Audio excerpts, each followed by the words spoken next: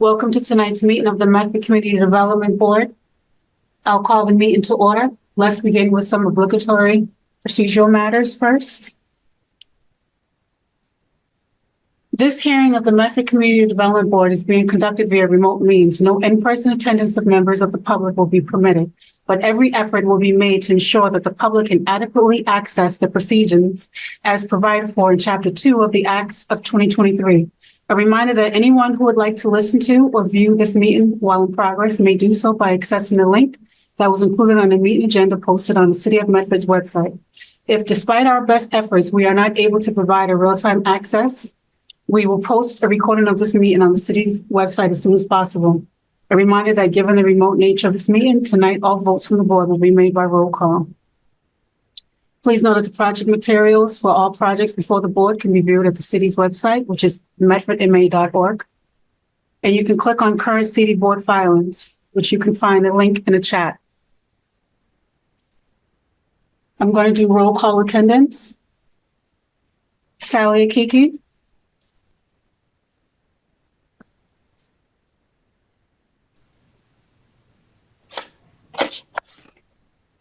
All right, Did you hear me?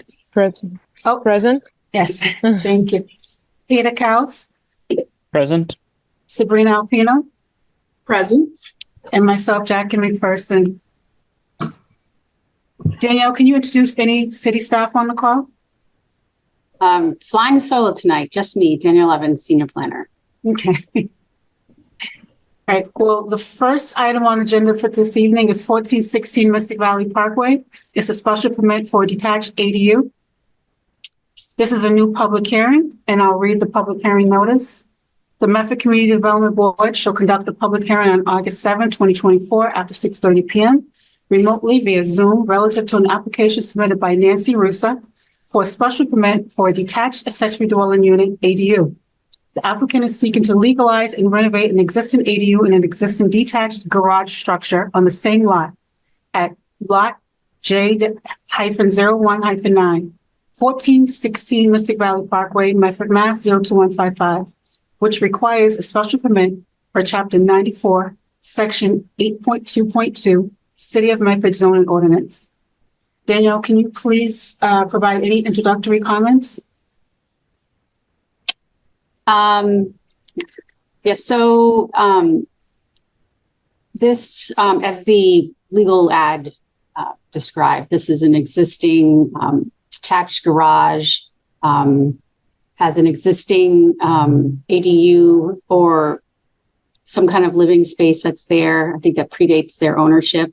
And I believe that this came to our attention when they applied for a building permit to do some work in there, and then learned that they needed to actually have a special permit for this. So they are now here before us, and I'll turn it over to Ms. Russa. I'll unmute you. Great. Yeah. So I have some pictures of just introduced my husband, Alex Moot, and my sister, Betsy Rosa, is on the call. She is, fortunately for me, an architect who has done a lot of work for us. So I have some pictures that I can share with you of the plans, the neighborhood, so on and so forth, if that would be helpful. Yeah, I can make you a co-host so that you can. That would be great. Screen. I think that's the only way to do it. I'm disabled. Wait for you pop up. You should be able to do so now. Okay. Yes, great. Now how do I get to my, give me a minute and I will get to the pictures. No, that's, not there.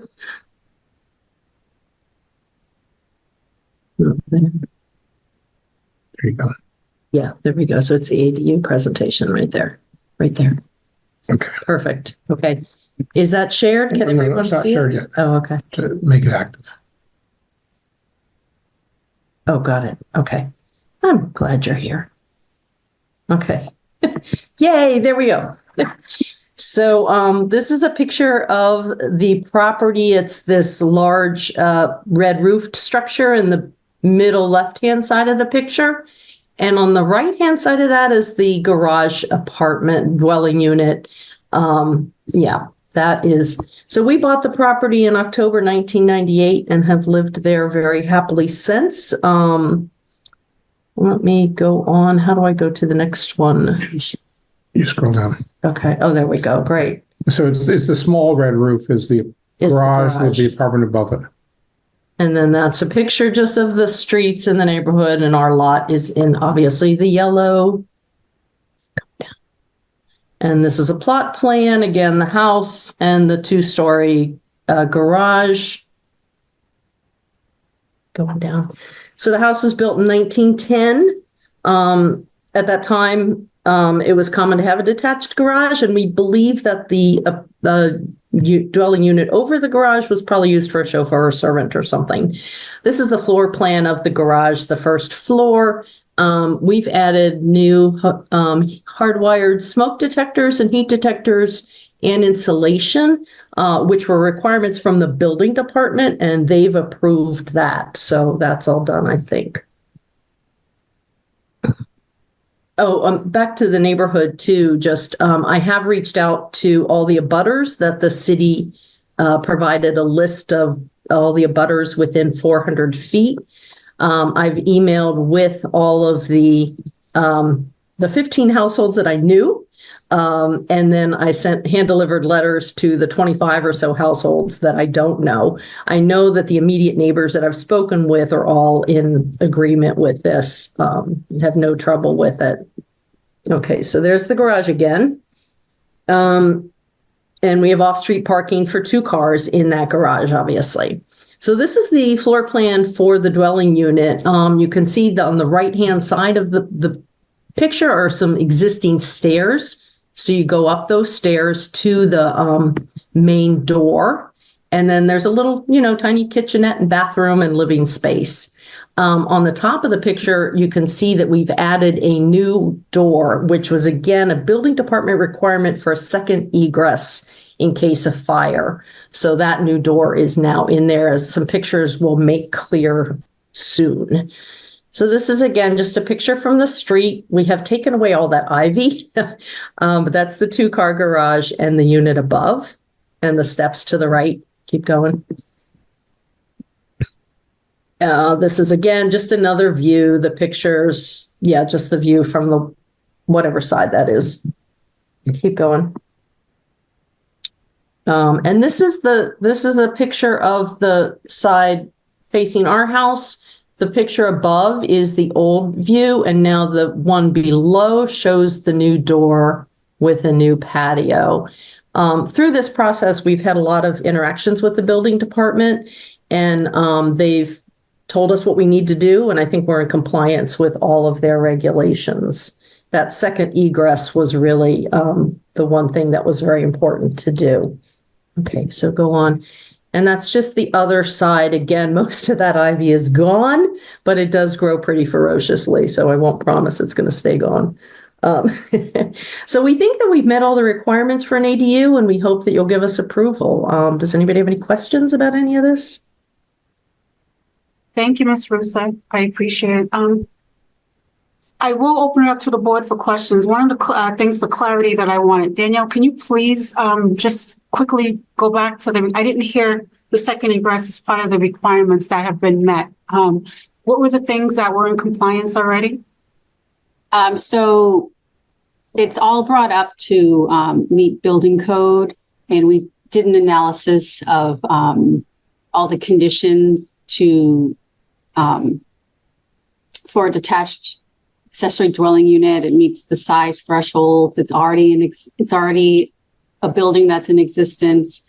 The only condition or criterion that you all need to decide upon is there's language in the ADU ordinance that says, let me see where my phone is. Okay, so it's criterion number 7, which is that there should be sufficient and appropriate space for no more than 1 additional parking space when necessary and feasible. shall be accommodated on site by the owner to serve the accessory dwelling unit. So there is not an additional parking space being added. It's pre-existing. So, I mean, there's some discretion that your board has on whether you think an additional space is necessary or if it's feasible. There are some topography challenges on the Sagamore side. So I don't know what the parking pressures are on that street. As staff, we generally don't want additional parking spaces if we don't need them. But ultimately, I defer to this board to, make that decision whether you think that criterion is satisfied. And how many parking spaces are included as of right now? There's 2 in the garage. There's no surface parking on either street. We do have a little bit of space. I mean, if you go back to the basic street plan, the garage unit is Go back to here. right on the street, but Right. there is a little bit of a setback that's wide enough for a car there. So when we have to clear the street for street cleaning, we can fit a car there. And I tend to park there all the time. So We've never parked our cars in the garage. But there's Where do you park on? on the street. there's a lot of parking available. on the There's street. yeah, for really the entire, our side of Sagamore Ave, from the garage north to our neighbor's house, there's never any other cars there. So we could probably fit 10 cars along the street there if you wanted to. I'm not sure exactly where our property line ends on this map, but we just always parked in the street. But there are 2 parking spaces in the garage. Yeah. Yeah, within the garage. And so the requirement for a single family is 2 spaces. So you're conforming for the single family use. And it's the ADU ordinance that says that an additional space should be provided, but if it's necessary or feasible. And based on topography, it's not feasible. It'd be more of a hardship than anything at this point for adding the unnecessary parking. Yeah, and I think based on what they've said about that surface space that may not be a formal parking space but functions as one, then that would theoretically satisfy the condition anyway of an additional Yeah. parking space as part of the AD ordinance. So I think that shouldn't be a problem. Yeah, I definitely agree. And with that, I'm going to open it up if the board has any further questions. No, I don't think so. I think we figured that out, and that satisfies the parking question. So Yeah, and I think that's the only thing that we were really weighing on. If it meets all other building codes, I'm actually going to ask for a motion to approve the special permit for 1416 Mystic Valley Parkway's ADU. so moved. Second, I, Sally, second. I'm going to do roll call. Sally Akiki, Yes. Peter Kaus, Yes. Sabrina Alpino, Yes. and myself, Jackie McPherson. Actually, I have to back up a little bit. I jumped the gun, and this is a public hearing, so I am going to open it up in case there is any public comments. Although we voted ahead, I do have to give the public a chance to speak. So I'm going to go back and open up the public comment period, and those who wish to provide comments can use the raise hand feature or message Danielle in the comments. You can also send an email to ocd@medford-ma.gov. Before providing your comments, please state your name and address for the record. A reminder to all meeting participants to please refrain from using the chat function to provide comments, as it is not part of the public record. However, if a participant is having audio or other technical difficulties, this may be entered into the chat to alert myself or staff. Danielle, can you please manage the public comment queue and read any previously sent emails or letters that you may have received? Madam Chair, I don't see anyone in the participant list with their hand raised. I'll also add, because it's a public hearing, we did mail out notices to the abutters. So everyone received that legal notice.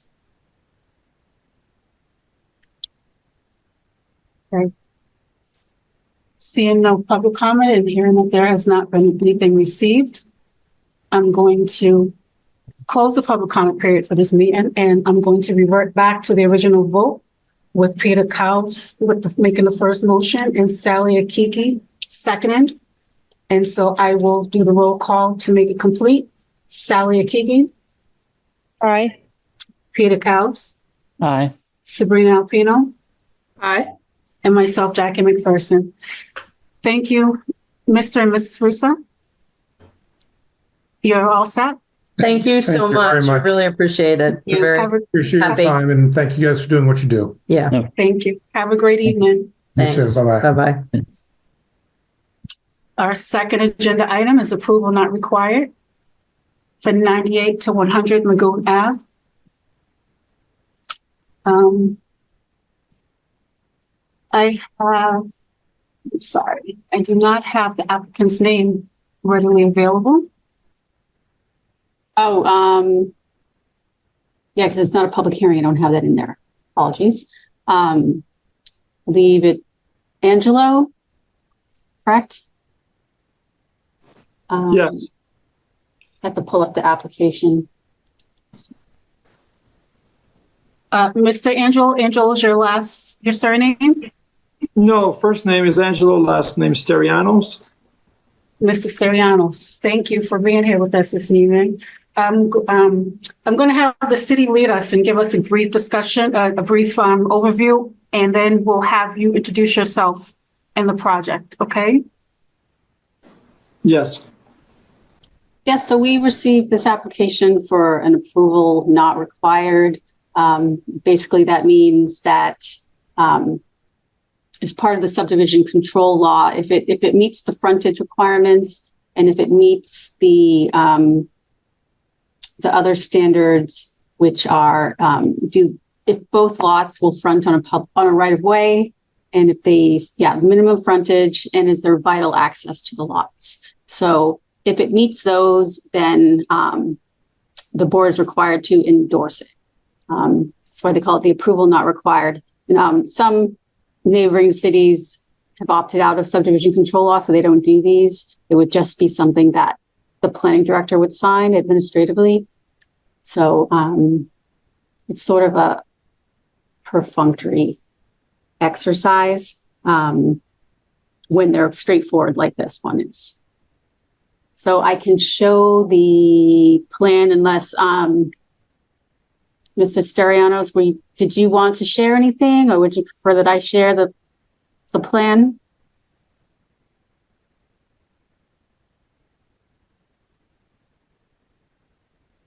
You're muted. yeah, no, I think it's pretty straightforward. We purchased a home with the lot. We've used it for many great times. I promised my wife when my youngest graduated last year that we would divide the lot, and instead of moving out of the city that we like, to build a small one-family home on that lot, so that we don't have to leave the city. And that was the reason of going forward. Can folks see my screen? Yes. What's the dimensions on this, Danielle? So this is in the, one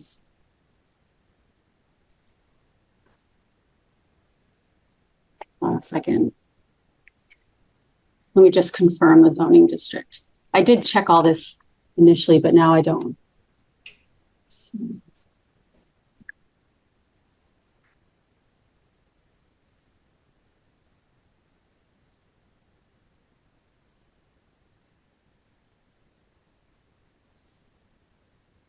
Yeah, this is in the single family 2 zone, and the required frontage is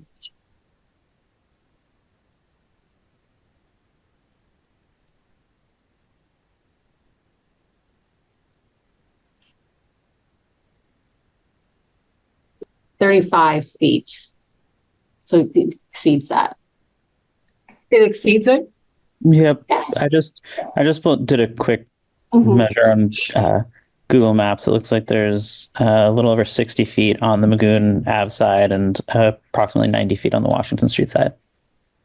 Yeah, and if you can see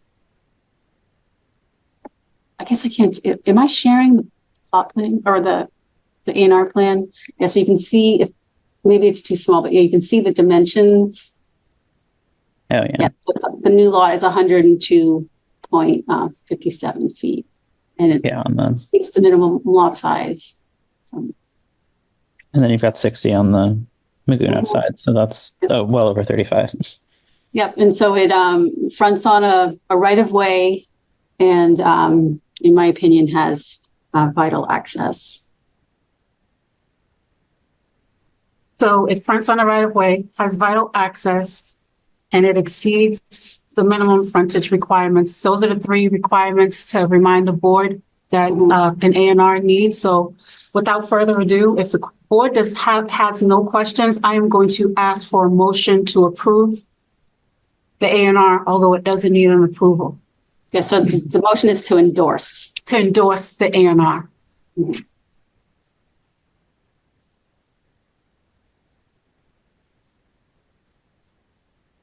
I, Sally, motion. Do I have a second? A second. Wait a second. Okay, I'm going to do a roll call. Sally Akiki, Yes. Peter Kaus, Yes. Sabrina Alpino, Yes. and myself, Jackie McPherson. I'm a yes. Thank you so much, Angelo, for being here. I apologize because I blanked on your surname that quickly. No, not a problem. Have a great evening. Thank you for being with us. Thank you and so much. For your- yeah, sir, you can, our planning director will be back in the office on Monday and she can sign the Mylars. So they'll be available to pick up probably on Monday. So just give our office a ring for when they're ready. And then you can bring them down to the Registry of Deeds to have them recorded. Thank you so much. You're welcome. Thank you. Thank you. Have a good evening. So the third item on our agenda is approval of minutes, but they don't appear to be ready. Yeah, our Gabe had prepared them and I'm not sure where he put the final draft. I saw some a rough draft and I imagine it's going to be somewhere. And so I was like, I could redo these, but that's probably not the best use of time. So next Yeah. meeting. My Next apologies. meeting, we'll have so many minutes to approve. And so number 4 is zoning overhaul updates. Daniel, do you have anything for us? I'm assuming that may wait for Alicia to return, or do Yeah, you that's have? more of like, yeah, so we've, kept that as a standing agenda item to keep you all, in the loop of what's going on. A few weeks ago, maybe it was 2 weeks ago, we had city council had a permitting, and planning subcommittee meeting, and it was more of like a working session. And they had a bunch of maps out and a lot of questions, and there was a lot of staff and the consultants were there. And I think there were some members of the public and elected officials that kind of marked up the maps. And so they've been going through those and will be reporting back on some of those comments. But right now they are working on the Mystic Ave corridor and the Salem Street corridor to put together some new dimensional and use regulations for those areas. Because we are getting a lot of interest in properties on both of those corridors. And as our zoning doesn't match our comprehensive plan or our vision, we really need to get the zoning in place so that we can get the kind of development that we want, so that things can be, just a site plan review and not, coming in for a bunch of variances in order to get what we want. So the next city council subcommittee meeting will be next week, I believe Wednesday. So as always, you're welcome to attend those, or they're also recorded and put on the Medford Community Media website if you ever want to catch up and see what was discussed. But that's all I have for now. Thank you so much. And just quickly to touch base, speaking on updates to zoning and so forth, Danielle, you were mentioning earlier about the housing bond bill that passed the new ADU law. And I'm not sure if you'll need the board to sort of help with that or if it starts in the planning office and what you'll be overhauling. I do know that KP Law, this attorney from KP Law, is actually going to do like a lunch and learn to try to figure out what the new law says, does, what's effective. So to try to kind of put it in layman's terms for us planners. So that would be good because we knew it was coming down the pipeline, which is okay. We're going to have to change our zoning to align with the new state law, but I have a lot of questions. I don't know if this is just detached or within the same structure. So we're going to have to update our ordinance to, at a minimum, align with it. But we could be, I think, more permissive if we want to be. I'm hoping usually KP Law, which is the legal counsel that we use, usually they issue like memorandum when something changes that they send out to all their clients. So I'm also hoping that we get something like that. But do you know if EOHLC will be issuing any like regulations or guidance for this? Or so Chris Clutchman, actually, who's already doing the MBTA laws, has mentioned something about something coming down the pipeline, but I have not heard anything official. And now that we're two separate secretariats, I don't have that information real time. So I'm in a separate secretariat now, but I'm assuming that that's being worked on now, and I can get you all. I mean, you'll probably get the information as fast as I get the information, or maybe even sooner, because it's going out to municipalities as soon as possible. And I think it goes into effect. I think it's 180 days. I think is when. I have not digested even the abridged version of what was sent out by one of our. Not all heroes wear capes, and there is a planner out there who actually digested this information and put it into like a little compact document. I haven't even had a chance to read that. So, all right, I didn't want to drag on that. I just wanted to know if there was anything that the board was going to have to do differently, and if that was. I know it's going to come down the pipeline because we just approved an ADU. And I didn't know how that was going to look going forward. So yeah. So that one was still what they wanted to do is not by right. I'm not sure if it would be by right under the new law or not, but that it's not in effect yet. So I mean, they could have waited it out, but and then just far. The second item is how do we get these A&Rs to an administrative process with your office? That's a good question. I don't know about the rest of the board, but and we're not just seeming like a waste of time. Yes, it's one of those things where it's like we rely on you guys to give us the information for those 3 requirements that we hit. So if you know that they hit them all at that point, it's a waste of it's not the best use of the client's time, your time or the board's time. So it's more of again, not trying to put more on your plate, but how do we get those quick things? That's a good question. Yeah, because the 2 other cities that I've worked in Massachusetts, Somerville and Watertown, both have that as administrative process. They've opted out of subdivision control law. I don't know if that's something that we can do, or I don't know, but it does seem kind of like busy work. There are I think there have been A&Rs in the past where the access question has been more subjective.